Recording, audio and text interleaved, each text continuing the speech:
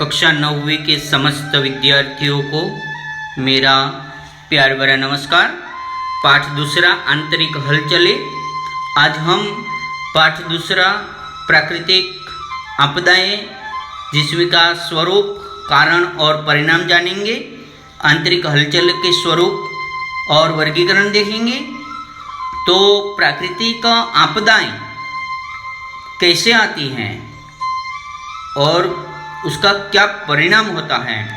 तो पृथ्वी पर कभी कभी विभिन्न प्राकृतिक आपदाएं आती हैं, जैसे कि बाढ़, चक्रवात, उसके बाद हिमवर्षा, अतिवृष्टि, अकाल आदि होती हैं। कभी कभी भूकंप, ज्वालामुखी जैसी प्राकृतिक आपदाएं आंतरिक बोलचालों के कारण उत्पन्न होती हैं। प्राकृतिक आपदाओं के कारण जनधन की बड़े पैमाने पर हानि होती है। तो हम आंतरिक हलचलें की अध्ययन आज पाठ दूसरा अध्ययन करेंगे। देखिए अपना पाठ्यपुस्तक में पेज नंबर 9 पर देखिए और अपना पाठ्यपुस्तक भी खुला रखिए। और आप देख सकते हैं कि यहाँ पर एक प्राकृतिक आपदा का पेपर, न्यूज़पेपर का फोटो दिया हुआ है। तो उसमें भूकंप के आंतरिक हलचलों का परिणाम बताया गया है। और ये नेपाल में आया हुआ भूकंप की तस्वीरें हैं। आप देख सकते हैं उससे होने वाले परिणाम की भी यहाँ पर जानकारी दी गई है। और आप पढ़ सकते हैं तिब्बत, भारत, बांग्लादेश कितने लोग उसमें जनहानि हो गई है। समाचार पत्र का ये भाग है। उसके आधार पर कुछ प्रश्न भी दिए गए हैं। मृत्यु का कारण क्या है, भूकंप की तीव्रता कितनी है, वगैरह वगैरह दिया गया है। तो हम उसकी स्पष्टता अब देखेंगे। तो देखिए पृथ्वी पर कभी कभी विभिन्न प्राकृतिक आपदाएं आती हैं। मैंने अभी बताया आपको, जैसे कि बाढ़, चक्रवात, हिमवर्षा आदि। भूकंप पृथ्वी पर स्थित जीव सृष्टि के लिए ऐसी घटनाएं अर्थात आपदाएं होती हैं। प्राकृतिक आपदाओं के कारण जीव तथा वित्त हानि होती है। इस पाठ में हम आंतरिक बोलचाल की जानकारी प्राप्त करेंगे। देखिए हम इस पाठ में देखेंगे कि प्राकृतिक आपदाएं आती हैं कैसे। और आपके पास जो चित्रों में टेबल के ऊपर पुस्तकें रखी हैं उसके द्वारा हम देख सकते हैं, अवलोकन कर सकते हैं कि किस प्रकार से ये भूकंप एवं ज्वालामुखी की घटनाएं घटती हैं। आंतरिक हलचलें किस प्रकार से होती हैं। यह अस्थिरता आंतरिक भू हलचलों के कारण निर्माण होती है। भूपृष्ठ को प्रभावित करने वाली आंतरिक हलचलें मुख्य रूप से प्रवार की ऊपरी परत में होती है। प्रवार में रेडियो एक्टिव पदार्थ का कारण बहुत बड़ी मात्रा में ऊर्जा निर्मित होती है। ये ऊर्जा तरंगे एक स्थान से दूसरे स्थान पर जाती हैं और उसके कारण ये ऊर्जा तरंगों के एक स्थान से दूसरे स्थान जाती हैं।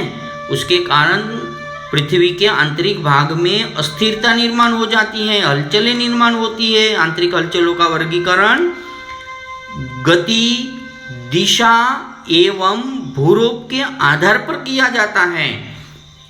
तो हम देखते हैं यहाँ पर कैसे किस प्रकार से ये ज्वालामुखी का प्रस्फोटन दिखाई देता है। और हम आंतरिक भू हलचलों के वर्गीकरण अब देखेंगे। देखिए ये आंतरिक भू हलचलों का वर्गीकरण है। तो उसमें वर्गीकरण के आधार पर गति, दिशा और भूरूप और भू हलचलें का वर्गीकरण। तो गति के सामने आप देखिए मंद भू हलचलें निरंतर उत्सर्जित होती रहती, जैसे कि पर्वत एवं महाद्वीपों की निर्मित होती है। गति के सामने दूसरा ब है। द्रुत भू हलचलें यह अत्यंत विनाशकारी होती है, जैसे भूकंप आता है, ज्वालामुखी होता है। दूसरा दिशा, दिशा में तो दिशा के आधार पर क्षैतिज समांतर भू हलचलें होती है। ब ऊर्ध्वगामी यानी नीचे से ऊपर और ऊपर से नीचे, अधोगामी એટલે ऊपर से नीचे भू हलचलें होती हैं। तीसरा स्वरूप है भूरूप, महाद्वीपीय द्वीप, पठार, उच्च भूमि निर्मित करने वाली भूरूप ऐसी हलचलें होती है। पर्वत युक्त वलीकरण भ्रंश की निर्मित होती है, ऐसी भी हलचलें होती है। अब हम देखेंगे भू हलचलें। पहला भू हलचलें, तो भू हलचलें किस प्रकार की है, देखिए अपने पाठ्य पुस्तक में 11 नंबर के पेज पर भू हलचलें, मंद भू हलचलें का भूपटल पर पर्वत निर्मित और महाद्वीप निर्मित के रूप में परिणाम दिखाई देता है। तो परीक्षा में पूछा जाता है कभी कभी कि पर्वत निर्मित और महाद्वीप के कौन सी हलचलें असर परिणाम दिखाती है, तो मंद भू हलचलें। उससे निम्नानुसार स्पष्ट किया जा सकता है। देखिए यहाँ उसका भी एक उदाहरण दिया गया है किसी प्रकार से, जैसे कि परिणाम, दबाव, तनाव। तो पहले परिणाम देखेंगे, लहरों की हलचल की दिशा, फिर दबाव देखेंगे, एक दूसरे की ओर आने वाली लहरें, और तनाव कैसा है, तो एक दूसरे के विरुद्ध में के विपरीत जाने वाली, एक दूसरे के विपरीत जाती हैं। और दूसरा में देखिए कठोर चट्टानों पर होने वाला परिणाम। तो कठोर चट्टान क्या ऊपर नीचे भ्रंश होता है, और कोई कोई ऊपर आ जाती है तो ऊपर भ्रंश, एक भ्रंश नीचे सरक जाता है, एक बाजू में ऊपर सरक जाता है। कोमल चट्टानों पर होने वाला परिणाम वलीकरण, वलीकरण यानी मोड़ पड़ जाता है, और एक दूसरा ये है कि भ्रंश पड़ जाता, दोनों चट्टानें दूर दूर खिसक जाती हैं। इसी प्रकार से आप देख सकते हैं यहाँ पर उदाहरण में दबाव और किस प्रकार से तनाव और दबाव दोनों बताया गया है आकृति में। और हम अब भौगोलिक स्पष्टीकरण देखेंगे। तो आपने देखा कि आकृति में दो पट्टियां हैं, दोनों छोर पर हाथों से दबाव एक दूसरे की ओर ले जाना है। उस समय पट्टी तख्ती पर जो प्रभाव पड़ता है उसको दबाव कहता है, और पट्टी के दोनों छोर के केंद्र बिंदु की ओर दबाव दिया गया तो पट्टी सरक जाती है और पट्टी की मोड़दार बन गई। उसी प्रकार से क्या हो जाता है कि आप देख सकते हैं यहाँ पर स्थल मंडल में भू हलचल के दबाव से वलय, वलय का मतलब मोड़ पर निर्मित हो जाता है। ऐसे ही वलित पर्वत मोड़दार पर्वत कहते हैं, वलित पर्वत को मोड़दार पर्वत कहते हैं। पृथ्वी के आंतरिक भागों में ऊर्जा का वहन होता है, सतत हमेशा होता ही रहता है। इन ऊर्जा लहरों के कारण मृदु चट्टानों की परतों पर क्षैतिज समांतर दिशा में दबाव पड़ता है, फलस्वरूप उनमें वलय निर्माण होते हैं। दबाव तीव्र हो तो वलय बड़ी मात्रा में, परिणाम भूमि में उथल पुथल होने लगती है, जिसके पृष्ठभाग ऊपर उठ जाता है और वलित पर्वतों की निर्मित होती। जैसे कि वलित पर्वत का उदाहरण हिमालय, अरावली, रॉकी पर्वत, एंडीज, आल्प्स आदि विश्व के प्रमुख वलित पर्वत हैं। आप आकृति में यहाँ पर आप देख सकते हैं, ये वलित पर्वत की फोटो है, निशानी है, और एक यहाँ पर वलित पर्वत है, हिमालय की वलित पर्वत दिखाई देता है। इसी प्रकार से आपको यहाँ पर भ्रंश भौगोलिक स्पष्टीकरण देखेंगे हम। तो आकृति 2 में जो अनुसार पट्टी के दोनों छोर पकड़कर हाथों से विपरीत दिशा में खींचेंगे तो तनाव के कारण अलग हो जाएंगे। स्थल मंडल में जब भू हलचलें विपरीत दिशा में होती हैं तब तनाव निर्मित होकर भूपृष्ठ में दरारें पड़ जाती हैं और विलग हो जाती हैं। उसके बाद भ्रंशोत्थ पर्वत आंतरिक बोलचालों के कारण क्षितिज के समांतर तथा एक दूसरे से दूर जाने वाली ऊर्जा तरंगों का निर्माण होता है। तब दृष्टांत चट्टानों पर तनाव निर्माण होता है, उसे चट्टान में दरारें पड़ जाती है, वही दरारें भ्रंश कहलाती हैं। उसी प्रकार कठोर चट्टानों में ऊर्जा तरंगे एक दूसरे से की ओर आने की दबाव पड़ता है और इस प्रकार के भ्रंश निर्माण होते हैं। दो समान समांतर, अगर दो समांतर भ्रंशों के बीच वाला भूपटल का भाग जब ऊपर उठ जाता है तो ठीहे के समान दिखाई देता है। आप आकृति में देख सकते हैं 2.9 में इस प्रकार दिखाई देता है, और दबाव प्रभाव उसको भ्रंशोत्थ पर्वत कहते हैं। उसके बाद देखिए हम यहाँ पर एक पर्वत देखेंगे। ऐसे भूपटल को भ्रंशोत्थ पर्वत कहते हैं। भ्रंशोत्थ पर्वत का ऊपरी भाग समतल होता है। आप चिखलदरा कभी गए होंगे तो पहले चढ़ जाते, फिर ऊपर कैसा लगता है, मैदानी प्रदेश। उसी प्रकार प्रारंभ के समय शिखर नहीं होते, इसका ढलान भी तीव्र होता है, जैसे कि यूरोप का ब्लैक फॉरेस्ट पर्वत, भारत में मेघालय का पठार। आप देख सकते हैं यहाँ मेघालय का पठार, ये मेघालय का पठार है। तो इस प्रकार के हम देख सकते हैं। इसका भौगोलिक हम स्पष्टीकरण देखेंगे। देखिए भौगोलिक स्पष्टीकरण, भूपृष्ठ पर क्षैतिज समांतर हलचलें जब विपरीत दिशा में होती हैं तब भूपटल के चट्टानों पर तनाव निर्माण होता है, उससे चट्टानों में दरार पड़ जाती हैं, जिससे भ्रंश निर्माण होते हैं। परिणामतः दोनों भागों की चट्टानों दूर हो जाती हैं और चट्टानों की समानता नहीं रहती, ऊपर नीचे हो जाती हैं। इसको कहते हैं भ्रंश घाटी। जैसे कि कभी कभी भूपटल पर तनाव निर्माण होता है, फलस्वरूप दो समीप वाले भ्रंशों के बीच वाला भूपटल का भाग धंस जाता है नीचे। ऐसे धंसे हुए भाग को ही भ्रंश घाटी कहते हैं। देखिए आकृति में 2.10 में आप देख सकते हैं ऐसी भ्रंश घाटी है। इसके उदाहरण याद रखिएगा। और उसके नीचे एक नर्मदा नदी की भ्रंश घाटी है, फिर इसमें से नदी बहने लग जाती है और नदी अपना रास्ता बना लेती है।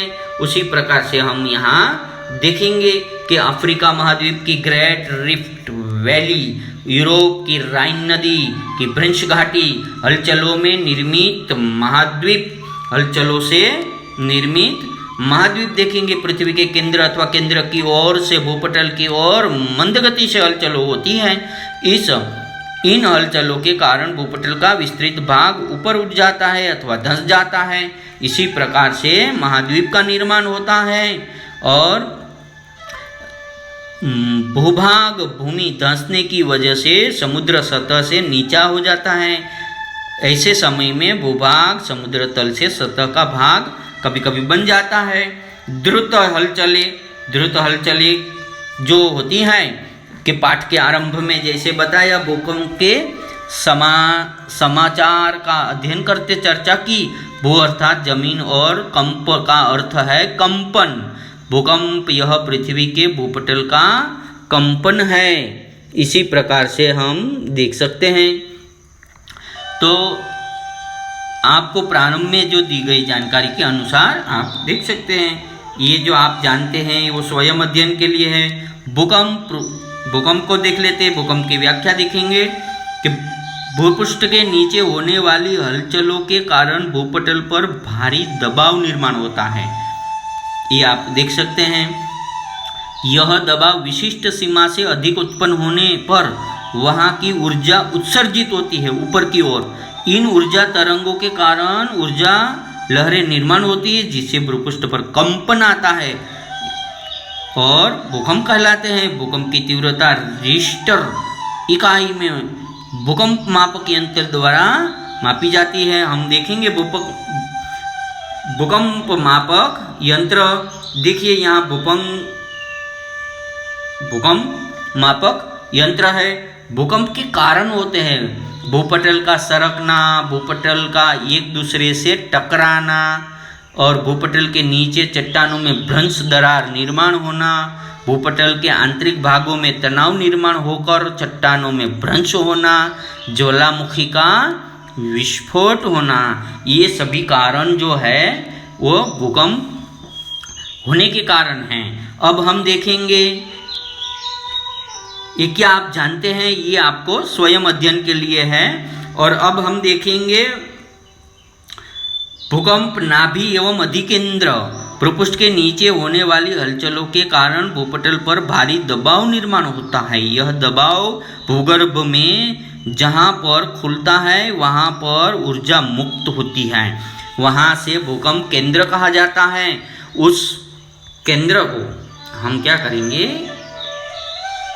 जो केंद्र होता है उस भूकंप केंद्र से सभी दिशाओं में तरंगे फैलती हैं। ये ऊर्जा तरंगे भूपृष्ठ पर ऊर्जा सर्वप्रथम पहुंचती है, अर्थात भूकंप नाभि से भूपटल तक जहां प्रथम भूकंप का कंपन होता है उस स्थान को भूकंप का अधिकेंद्र कहते हैं। आप आकृति में देख सकते हैं कि यहाँ पर जो दिया है भूकंप का अधिकेंद्र, उसी प्रकार से आप देख सकते हैं कि भूकंप नाभि से तनाव मुक्त होने पर मुक्त होने वाली ऊर्जा का उत्सर्जन सभी दिशाओं में फैला है और वह ऊर्जा विविध तरंगों के माध्यम से भूपृष्ठ की ओर आती है। इस भूकंप तरंगों के प्राथमिक, द्वितीय और भूपृष्ठीय तरंगे ऐसे 3 प्रकार किए जाते हैं। पहला प्रकार देखेंगे तो पहला प्रकार है प्राथमिक तरंगे, प्राइमरी और पी वेव्स कहे जाते हैं। तो भूगर्भ में ऊर्जा का उत्सर्जन होने पर ये तरंगे सबसे पहले भूपृष्ठ पर पहुंचती है,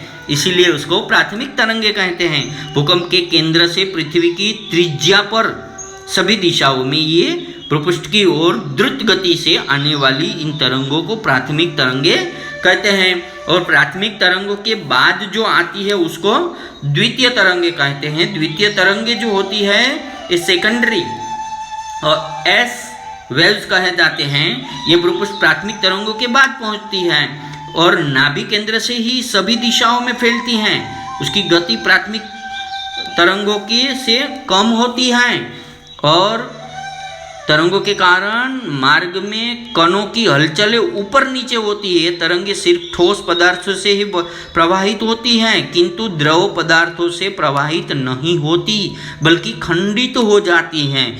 इन तरंगों में ये जो तरंगों दिखाई देते हैं, इन तरंगों में हम देखेंगे इसका स्पष्टीकरण।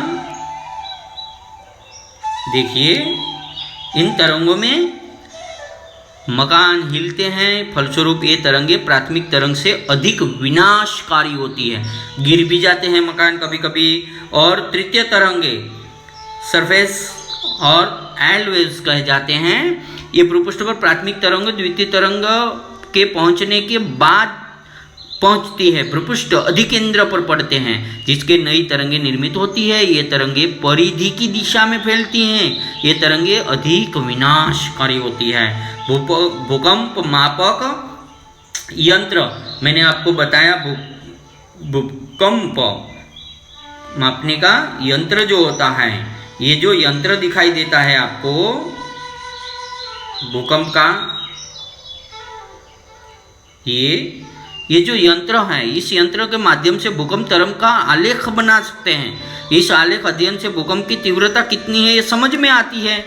आप आकृति नंबर 2.11 की आकृति ये दिखाई देती है ना, इसमें आप देख सकते हैं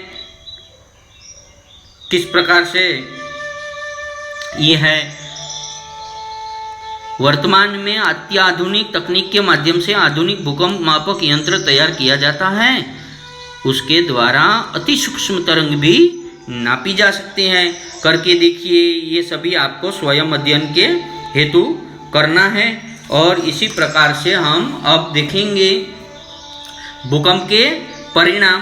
भूकंप के परिणाम देखिए, यहाँ पर भूकंप के परिणाम है। भूकंप से क्या क्या हानि होती है, क्या क्या उसके क्या क्या परिणाम होते हैं, देख सकते हैं हम। भूपृष्ठ पर दरारें पड़ती हैं, भूस्खलन होकर चट्टानें गिर जाती हैं, कई बार भूजल के मार्ग में परिवर्तन हो जाता है, नदी अपना प्रवाह बदल लेती, कुएं में पानी आ जाता है, कभी कभी सूखा भी हो जाता है। कुछ प्रदेश ऊंचे उठ जाते हैं, कुछ नीचे धंस जाते हैं। समुद्र में सुनामी लहरें निर्माण होती हैं और उन लहरों से किनारों की बड़ी हानि होती है, वित्त हानि होती है, जीव हानि होती है। हिमाच्छादित प्रदेश में हिम की चट्टानें गिरती, ग्लेशियर टूटता है और मकान गिरने लगते, वित्त हानि होती, जीवित हानि होती है, यातायात मार्ग बाधित होते, पुल गिर जाते हैं, संचार व्यवस्था अस्त व्यस्त हो जाती है। इसी प्रकार से अब हम देखेंगे ज्वालामुखी। तो ज्वालामुखी जो पृथ्वी के भूगर्भ में गर्म द्रव लावा, ठोस और गैसीय पदार्थ जो भूपृष्ठ के अंदर हो रहते हैं वो ऊपर फेंके जाते हैं। इस क्रिया को ज्वालामुखी क्रिया कहते हैं। ज्वालामुखी के उद्गार से राख, जल बाष्प, अनेक प्रकार की गैसें, तप्त और पिघली हुई चट्टानें रूप में लावा आदि पदार्थ बाहर फेंके जाते हैं। भूपृष्ठ पर शिलारस आने के बाद वह लावा बन जाता है। उद्गार के अनुसार ज्वालामुखी के निम्न प्रकार हैं: केंद्रीय ज्वालामुखी, भ्रंशीय ज्वालामुखी। तो हम देखेंगे अब केंद्रीय ज्वालामुखी।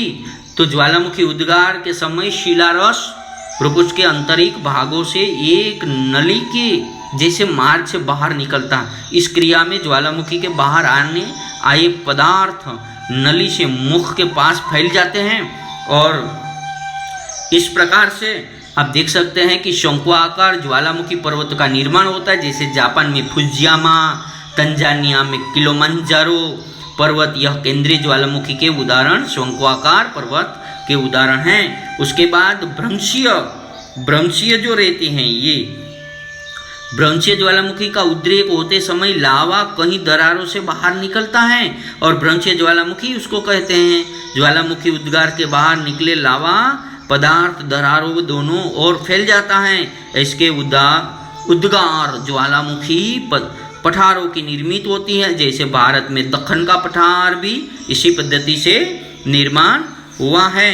इस प्रकार से आप देख सकते हैं कि यहाँ पर अवलोकन करने से आपको पता चलेगा कि ध्यान में आएगा कि भूपट्ट सीमाओं, भूकंप क्षेत्र एवं ज्वालामुखी क्षेत्र संबंध है। बहुत सारे ज्वालामुखी इन सीमाओं पर हैं। उसी प्रकार हम देख सकते हैं कि यहाँ पर ज्वालामुखी के क्षेत्र दिखाई देता है। आप पाठ्यपुस्तक के 18वां पेज पर देखिए और ज्वालामुखी के हम परिणाम देखेंगे। ज्वालामुखी के परिणाम भयानक, जैसे उद्गार के कारण जीव हानि, वित्त हानि, महासागर में ज्वालामुखी के कारण कभी कभी सुनामी लहरें निर्माण होती, ज्वालामुखी के बाहर आए धूल, धुआं, राख, गैस, जलबाष्प आदि वातावरण में रहते हैं, जैसे पर्यावरण संतुलन बिगड़ जाता है। ज्वालामुखी राख के कारण भूमि उपजाऊ भी बन जाती है। लावा रस से विविध प्रकार की खनिज संपदा भूपटल के ऊपरी सतह पर आ जाती हैं। उसके बाद ज्वालामुखी उद्गार से नई भूमि निर्मित होती है अथवा कभी कभी कोई द्वीप नष्ट भी हो जाते हैं। मृत ज्वालामुखी मुख के पास वर्षा का पानी संचित होकर झीलें बन जाती हैं और ये भूकंप का परिणाम है कि कभी कभी भूकंप के परिणाम से बड़ी बड़ी बिल्डिंगें गिर जाती है और इस प्रकार से ये कार्य होता है। अपने स्वाध्याय में आप स्वाध्याय करते समय एक मानचित्र दिया गया है, संसार का मानचित्र। उस संसार के मानचित्र में आपको प्रश्न 8वां संसार के मानचित्र माउंट किलिमंजारो, मध्य अटलांटिक भूकंप प्रवण क्षेत्र, माउंट फुजियामा, क्रोकाटोआ और माउंट वेसुवियस आपको भरना है। मैंने ये आपको मानचित्र मित्रता में भी बताया था कि मानचित्र पूर्ति किस तरह से की जाती है।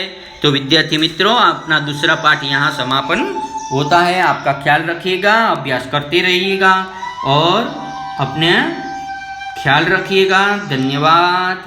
जय हिंद।